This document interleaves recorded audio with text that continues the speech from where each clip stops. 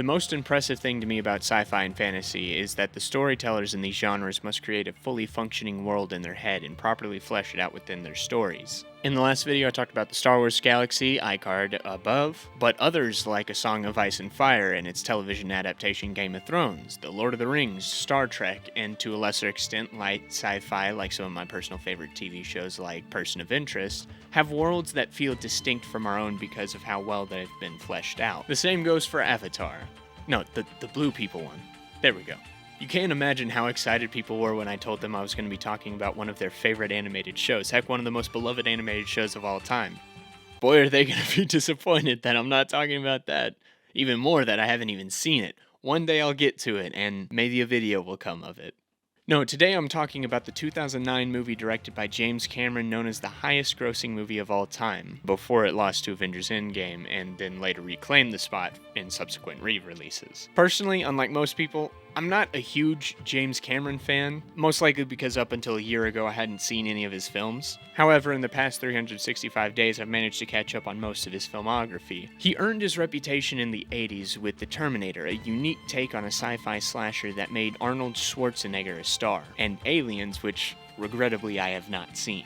In the 90s, Cameron solidified his status as one of the most beloved directors ever with T2 Judgment Day, hailed as one of the best sequels ever made that kept the general feel of the first but leaned more into action and humor. True Lies was an incredibly fun action comedy with Jamie Lee Curtis and the previously mentioned Cameron alum Schwarzenegger. And the tragic drama Titanic made Leonardo DiCaprio into a star, becoming the biggest movie of all time, until it was surpassed by Cameron's next project, Avatar. I know I didn't mention all of his films, but I wanted to stick to the ones that I've seen. So apologies to the fans of the ones that I didn't talk about. Man, Piranha 2, the spawning fans are seething right now. Anyway, Cameron wrote the treatment for Avatar in 1994, declaring that he would immediately start working on the film the second he was done with Titanic. Unfortunately, technology was not yet advanced enough to create what he needed for the world of Pandora. So as he waited, he took the time to develop the culture and the looks of Pandora, even diving as deep as creating specific botanical species that would populate this world. He created the Na'vi, basing them off of a dream his mom had told him about, and developed a unique language for the cat people. The film spent so long in development and pre-production, its studio, Fox, became wavering in its commitment. Disney expressed interest in taking over production, but Fox decided to deny that offer, teaming up with Ingenious Media to ensure that Avatar would never fall into the grubby hands of the House of Mouse. Well, that worked out well. Finally, on December 18th, 2009, US audiences were graced by Avatar. While its estimated costs are inconsistent from what I've found, I can confidently say that the movie cost at least $350 million to produce and promote. That's a large financial commitment. Avatar would have to exceed expectations at the box office to make this a net positive for everyone. Wait, you said how much? Billion? Like with a B? Yeah, for whatever reason, people went out to see this movie in droves, and combined with recent re-releases, it is sitting at a box office of nearly $3 billion. Obviously, this has to be a massive cultural cornerstone that people continue to talk about to this day, right? Well, this is completely anecdotal for me, but the only time Avatar enters into the conversation is only really in the context of its CGI effects. Generally, most of its sci-fi contemporaries stay in conversations with regards to its characters, stories, and even its themes. It pretty much has become a meme nowadays that Avatar's kind of forgettable. One of my favorite videos during the Avatar vs. Endgame box office war was Jax Films doing on-the-street interviews asking people to name a character from each franchise. Only a handful of people got a name in the ballpark of Jake Sully. Name one character from Avatar. Jesus Christ. However, that is not to say the movie doesn't have its fans. One of my best friends absolutely loves this movie, and if John Wilson is a reputable source, it has a small but very dedicated fan base. Regardless, it had to do something right to garner the huge box office that it did. And obviously something about it spoke to James Cameron, since he went off the reservation for over a decade to make not one, not two, not three, but 4 sequels. And with the first of those sequels coming out in a week from this video's posting, if all things go to plan, I figured it might be time to look back and ask, was this movie worth the $3 billion in the decade we lost one of the most beloved directors of all time? Well, let's find out. Ladies, gentlemen, and blue cat people, for tonight's entertainment I present you an Avatar Retrospective.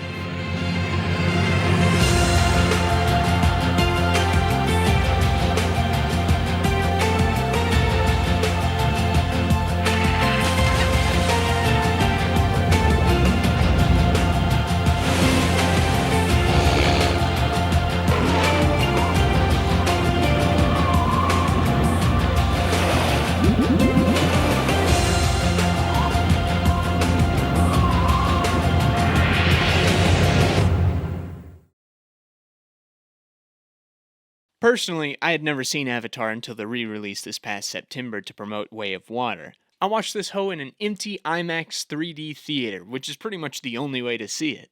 However, I forgot how much 3D makes my head hurt, so the rewatch on my pristine 50-inch 4K TV for the commentary reaction was welcome. Right off the bat, I noticed I accidentally pulled up the 3-hour extended cut of this movie, which included an extended 6-minute opening, so I'm going to talk about that first. Oh yeah, spoilers for a 13-year-old movie, by the way, just in case you haven't seen it.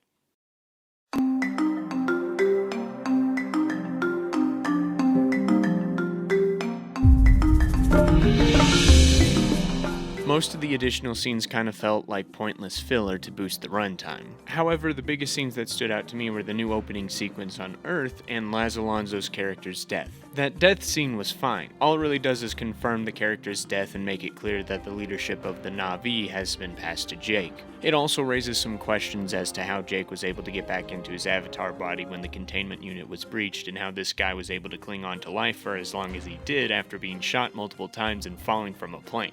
So from that perspective, it does make sense that it was cut from the theatrical release. However, the new beginning sequence was actually kind of neat. It gives us a proper introduction to Jake Sully, and it shows the state of the Earth in this futuristic story, contrasting a world consumed by technology with a world that is relatively untouched by man. It's nice to see Jake Sully in his life before going to Pandora, making his trip to Pandora feel a little bit more consequential to who he is as a person. I do think it would have served well to have this in the original theatrical release. But ignoring those scenes, what about the theatrical release brought audiences back to see the movie again and again and again? Was it really that good? Let me explain.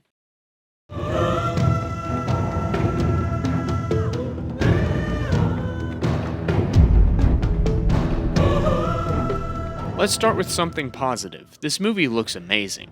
Obviously, the CGI was revolutionary for its time, and even now it still holds up. The looks of the environments, creatures, plants, and especially the Na'vi feel real. I think part of this is the in-depth work Cameron put into developing the biology of the world of Pandora. He knows exactly how all of these organisms behave, and the CGI artists depict these behaviors perfectly. You also have to consider that this came out in 2009. There are Marvel projects with more money behind them with CGI that looks so much worse that have come out in the past 2 years. Although I will say, everything looks a bit too smooth and plastic for my taste, which is a little ironic based on something we'll talk about later, but overall, the CGI in this is fantastic. These designs and models are only enhanced by the cinematography. Mauro Fiore provides us with so many great shots in this movie that look straight out of a National Geographic documentary. Seriously, so many of these shots would look great as computer wallpaper or even a framed picture. I could stare at them for hours. However, that's not the only thing I enjoyed about this movie.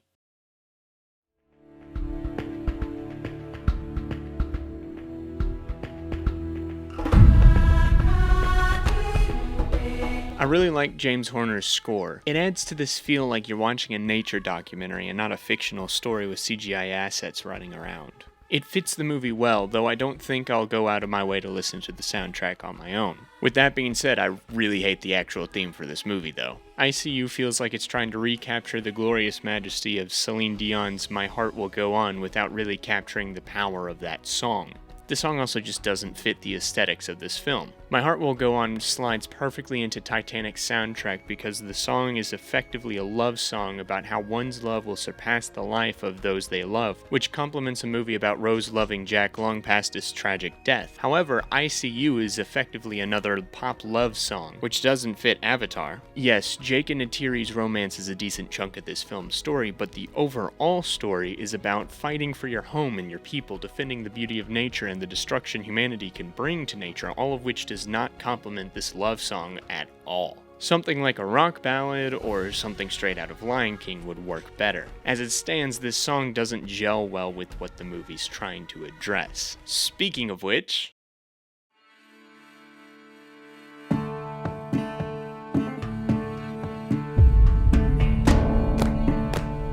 So obviously this movie deals with themes of environmentalism. The overall conflict of the film is about a megacorporation and its team of former soldiers turned mercenaries mining the resources of a planet and depleting it of elements that are vital to that planet's sustainability. The antagonists do not take any consideration of how their actions affect the planet, mocking the ideas of protecting trees and focusing only on gaining profits. This pro-environmentalist message and anti-capitalist message was clearly Cameron's goal of making Avatar.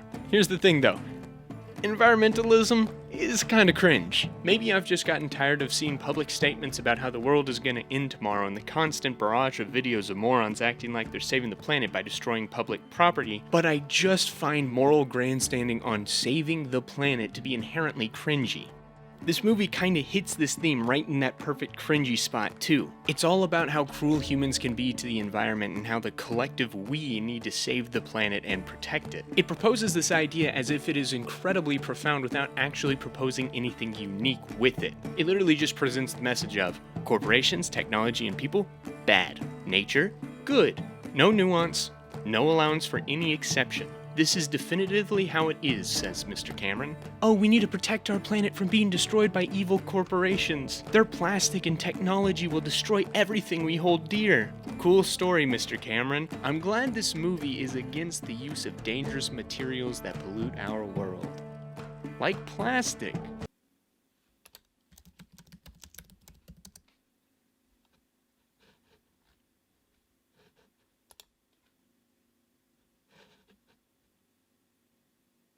Oh. Yeah, it's kinda hypocritical of this movie to say that corporate greed is bad, meanwhile raking in almost $3 billion to invest in 4 more movies to capitalize on that box office return. Human technological development bad. Anyway, here's a beautiful natural world completely rendered in CGI technology that needed technological advancement in order to create. Thanks for telling me that in your giant mansion, James. Not to mention the fact that this depiction of the relationship between humans and nature is false. First off, we're still part of the natural world no matter how much our technology develops. And this depiction ignores that nature is incredibly cruel as well. Oh, we need to be more like nature? Let me introduce you to the chimpanzee. This bad boy will kill and eat babies because they feel like it. It'll tear the face off his friend for looking at him funny. Hell, they even had their own genocidal war. What about a praying mantis? The female eats her partner's head after they mate. Dolphins literally do forced gangbangs on their children. A bunch of porpoise Epsteins right there. Is this what you want us to be like, James? All elements of nature commit atrocities on each other. Such is the way of a fallen world. So to have such a simplistic message is not only boring, but just flat wrong. There's also themes of colonization. The Na'vi are basically a stereotypical depiction of Native American tribes, being in tune with nature, ululating when riding into battle, and being displaced by invaders. The Sky People are your stereotypical foreigners. They are your typical genocidal maniacs who view the locals as savages. Once again, no nuance. Oh, the tribesmen are just peaceful people who don't need technology, but now they're being attacked by invaders just looking for some locals to kill. Let's just forget about the Dahomey tribe who recently had a movie about them come out. They would take other tribes captive and sell them into slavery to the Europeans. They loved slavery so much that they fought to near death twice with the French to keep their slaves. Or what about the Comanche tribes of North America, which used their superiority of horse riding to raid other tribes, kill their men via scalping, and force themselves on their women? Not to mention the colonizing Europeans were facing potential enslavement from the Ottoman Empire. Everyone was trying to conquer everyone else, everyone was trying to kill everyone else, everyone was trying to enslave everyone else. Thus was the way of the times, thus was the way of a fallen world. The real world has nuance in its complex relationships between races and species, and yet James Cameron depicts these relationships in a basic Hollywood black and white way to serve the message he wants to push. Don't get me wrong, these ideas are important to explore and understand, but in this movie, these themes are severely underdeveloped due to this simplicity, and it comes across incredibly cringy. And yes, I recognize that the story involves a handful of characters switching sides in this conflict. However, most of them only become a good guy by physically transforming into the right group, with the exception of Michelle Rodriguez, simply because her character doesn't have access to a Na'vi avatar of her own. Maybe if her character was actually fleshed out more, she could have been used as a vessel to add complexity to the themes Cameron seems to want to explore, but as is, her character is too basic to properly add layers to the themes in this movie. But we'll put a pin in the character talk momentarily. Now, Now, these have all been essentially auxiliary to what makes or breaks a movie. Good CGI effects, cinematography, soundtracks, and themes are sprinkles on the cake when done well and mild annoyances when done poorly. A good story with good characters will supplement wonky CGI or somewhat shallow themes, so let's take a look at the story of Avatar.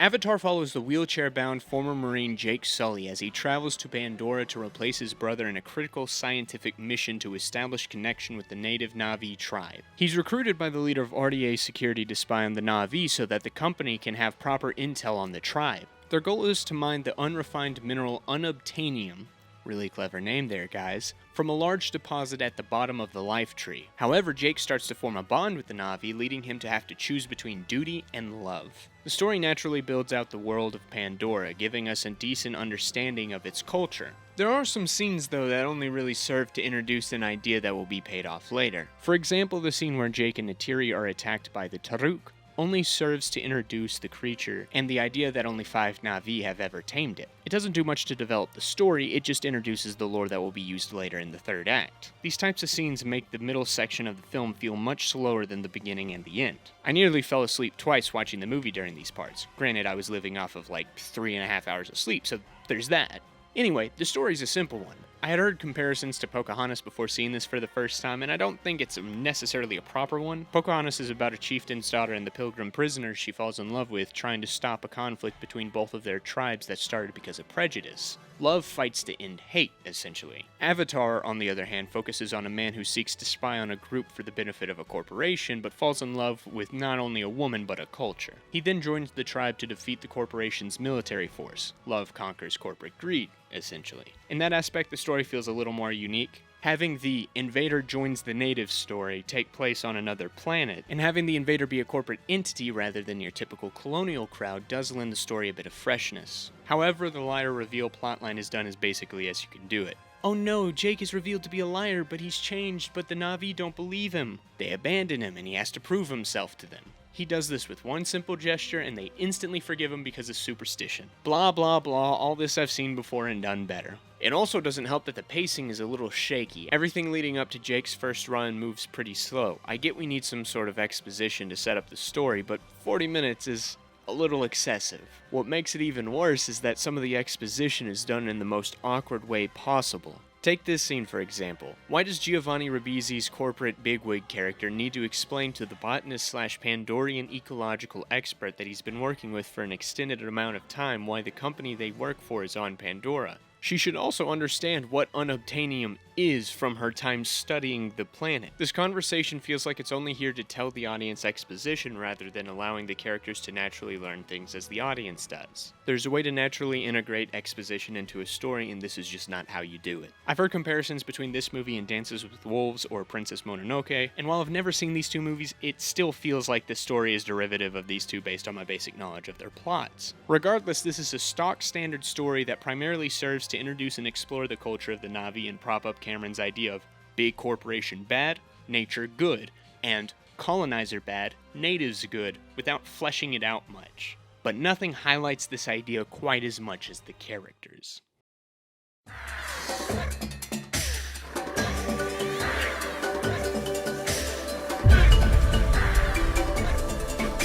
Most of the characters in this movie are bare basic caricatures of various character types. It's like James Cameron walked over to a character vending machine and ordered your standard hard case manly military general, and out came Stephen Lang's character. Hoorah! He ordered a basic nerdy guy, and out came Joel David Moore's character.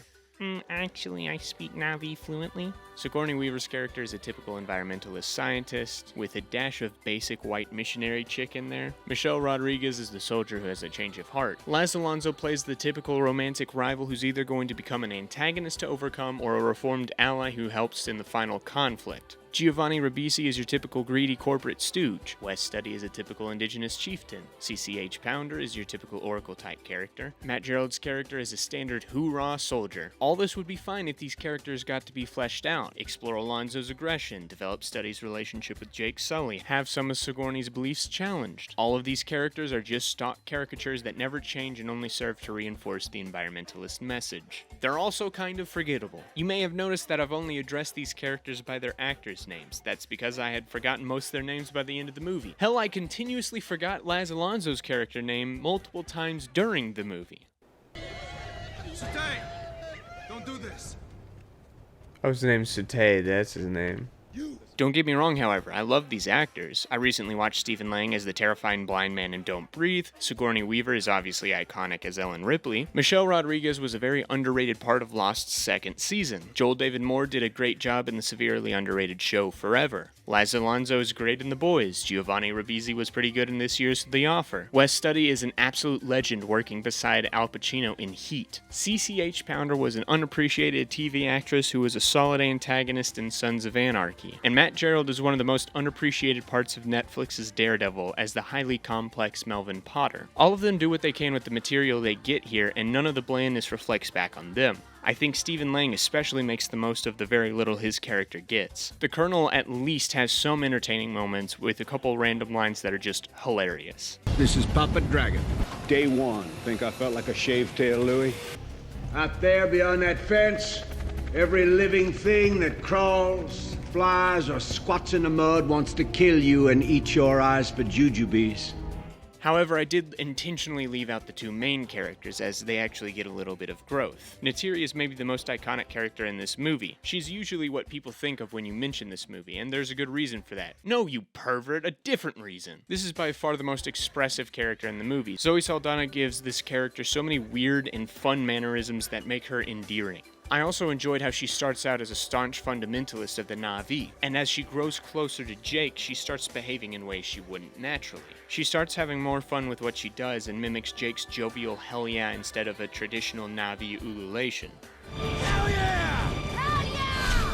She becomes fiercely loyal towards Jake as the movie goes on, even when the boring liar reveal sets that loyalty back for a bit. The only drawback is that none of this is really explored with much depth, but there's enough there to make her a solid character, especially since she's surrounded by such boring characters. Let's not forget our main man, Jake Sully. One of the primary things I'd heard before watching this movie was that Sam Worthington is an incredibly boring and dull lead. However, I'd have to disagree. He's not given the performance of a lifetime or anything, but I think he carries a decent amount of charisma that allows his character to be a little likable. The way he completely embraces being in his avatar body with joy is just incredibly endearing. However, his major flaw as a character is that it feels like he jumped personal storylines. At the beginning, he's shown to be a crippled Marine who wants to feel useful again. He's missing his legs, as it seems like he can't do anything without them. In the extended cut, we see him getting drunk at bars and getting into fights, as that's all he has left anymore. When he gets to Pandora, he's faced with people doubting his intelligence, and he's recruited to spy on the Na'vi for the Colonel with the prospect of being able to use his real legs again. The first thing he does in his avatar body is stand up and run against Doctor's orders. So what we have here is a character seen as valuable only for being a brute who does what he's told, but he loses that value with the loss of his legs. That should set up a valuable character arc where maybe he finds value outside of his legs and learns that his brutish nature is not all he is. Maybe he proves himself to be an insightful and intelligent individual once he puts in the work to be just like his brother. Well, I guess we get some semblance of that. He does find value in himself as a leader, and he puts in the work to learn Na'vi culture. But there's no payoff to who his character is set up to be. There's no scene where he tells the Colonel that he doesn't need his real legs anymore, that he found himself in his avatar or something like that. The legs thing really isn't brought up again after Jake's first test drive. He doesn't really have to confront comparing himself to his brother in any way. It seems that once he started spying on the Na'vi, he just becomes a soldier doing his duty until he falls in love with the sexy cat lady, so he abandons his mission to pursue the cat waifu. Man, he's just like me for real. Oh shoot, I'm still recording. Jake straight up betrayed everything he was fighting for to get some kitty kisses. My man started a war for it. This man's level of simptitude reminds me of another blue fellow that I've talked about. Granted, Mordecai never started a race war just to get Margaret. Dude, Rigby, you know what this means? What? Race war time. Whoa! Let's also not forget that the movie tries to play up an arc for Sigourney Weaver where she sees Jake as nothing but a military brute and then sees him change into a champion for the environment. But here's the thing. He's still a cocky military brute. He doesn't try to use science to defeat the Sky People. He doesn't try to find a non-violent compromise. No, he just kills a bunch of people and causes a bunch of destruction, saving the day. Violence for environmentalism, people. What a hero. I guess if you commit mass genocide on the right species, then you can still be the good guy and get the sexy cat lady. Oh shoot, let me write that down. Look, this could have worked if it was played as Jake doing the spy mission because it gives him worth to have a duty or a mission given to him, than rejecting it, finding more worth in a new mission that he's gotten to pick for himself. It's just a super awkward arc that could have been done better if it was allowed to be fleshed out more. As it stands, Jake Sully is a decently likable lead with a choppy character arc that prevents him from becoming a truly great protagonist. Overall, these characters, despite being played by great actors, are just not interesting enough for me to care about. They really only serve to reinforce Cameron's message. Wow, I've been saying that a lot, huh?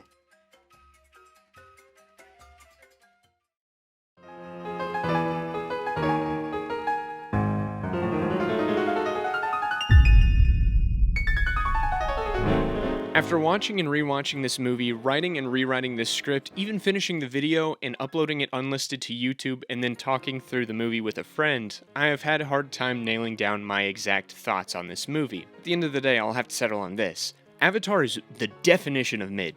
The story's mostly generic, the characters are largely forgettable, most of the runtime is focused on developing the culture and the lore of Pandora and reiterating the film's environmental point of view. And you know what? I'll concede that I did kind of enjoy the world building in this movie. Pandora feels properly developed with an interesting culture indicative of the years Cameron put in to create it. The CGI is great as well, especially when considering this was made in 2009. It doesn't supplant a mediocre story and forgettable characters, however. Character and story are the most important things for a narrative film, and Cameron chose to sacrifice both for a superficial and shallow message. And the thing is, this type of theme has been done before without doing so. I'd rather try out watching Dances with Wolves and Princess Mononoke for the first time, or heck, rewatch Happy Feet. That movie also has heavy-handed themes of environmentalism, but at least Mumble is a compelling main character who changes throughout the movie. He starts as an outcast who can't sing in a village of singing penguins, and he hasn't visibly matured as his peers have. He's cast out of his colony, and as he wanders around the vast and dangerous wild, he finds empowerment in his tap-dancing talent. It's not my favorite movie out there, but the story is told better and the characters are at least memorable, even the Mexican penguin stereotypes. Hell, even this does a better job at being heavy-handed in its environmentalism, and it's a 64-page children's book. The Lorax tells the story of the Onceler, whose success drives him to greed to the point where he sacrifices his friendships, land, and soul in order to continue to gather money for his need. He eventually reaches rock bottom when he realizes too late the cost of his greed when his only friend, the Lorax, abandons him and the last tree falls. He tells a story to a boy and gives him the last tree seed in an attempt to find redemption. The Onceler isn't a 2D villain. He's a flawed man who indulges in a vice that many of us are capable of indulging in, but it came at a huge cost. It's a cautionary tale that makes us aware of how easily our own vices can lead to massive destruction. Dr. Seuss did this complex storytelling better in 64 pages than James Cameron did in a 3-hour movie. So with that being said, why did this, of all movies, make so much money? And to answer that, we'll turn to dear old Martin Scorsese. He went viral a little bit ago for his statement about how Marvel only made roller coaster movies leading to their success. I agree with this assessment for the success behind Avatar. This is a gorgeous movie with some entertaining action. It's fundamentally designed to be watched in theaters. That's why I waited until the theatrical re-release to watch it. That, combined with an admittedly interesting world surrounding it, has led to some falling in love with the culture of Pandora, much like Jake Sully. There's a fully realized language to learn, a fully developed history, and many botanically and biologically accurate plants and animals that populate the world. Some of the biggest box office draws are movies with fully developed worlds. Lord of the Rings, Star Wars, and the MCU are massive blockbusters, each with fleshed out worlds and lore, some done better than others. And the prospect of much of the same thing with Avatar likely drew in audiences. Let's also not forget that Cameron's last movie was Titanic, which once held the position of the highest grossing movie of all time, so his name would likely still carry some weight, especially with the hype built up around this release. But I can't can't help but say that this movie generally wasn't interesting enough to deserve its enormous box office return. There are much better and much more interesting movies out there that deserve that spot than this movie. If not for its director and box office, I think this movie would have disappeared from the public mind long ago. It almost got to that point anyway, but now Way of Water's coming and everyone's talking about it again. We'll see if the sequel's worth the wait and if it'll get similar box office returns in a week. However, I for one don't have much hype for it. But hey, if you do, don't let me take that away from you. For now, I'll say that this movie seemed more interested in beating its audience over the head with its basic Hollywood messaging rather than actually telling a great story with great characters, something that seems to have grown more prevalent in the 13 years since this has come out. Wait, Avatar was mid. Always has been.